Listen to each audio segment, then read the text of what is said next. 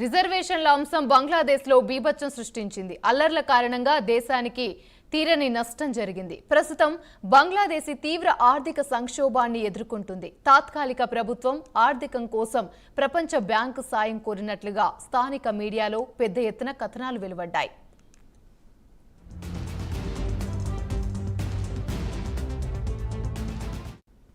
ఆర్థికవేత్త నోబెల్ గ్రహీత మహమ్మద్ యూనస్ నేతృత్వంలోని తాత్కాలిక ప్రభుత్వం ఆర్థిక సంక్షోభాన్ని అధిగమించేందుకు విశ్వ ప్రయత్నాలు చేస్తుంది.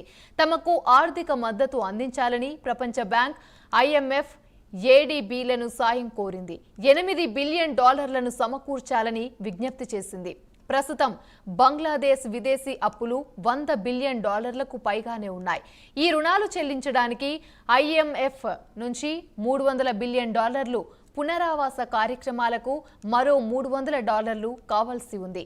ఈ క్రమంలో తాత్కాలిక ప్రభుత్వంతో చర్చలు జరిపేందుకు IMF బృందం వచ్చే నెల ఢాకాకు వెళ్లనున్నట్లుగా సమాచారం. గతేడాది షేక్ హసీనా ప్రభుత్వం రుణ కార్యక్రమం కింద IMF నుంచి $4.7 బిలియన్ గాను ఇప్పటి వరకు $2.3 బిలియన్ పొందింది. ప్రస్తుతం బంగ్లాలో ద్రవ్యోల్బణం పెరిగిపోయింది. ఆహార ఉత్పత్తుల ధరలు 14% పైగా పెరిగాయి.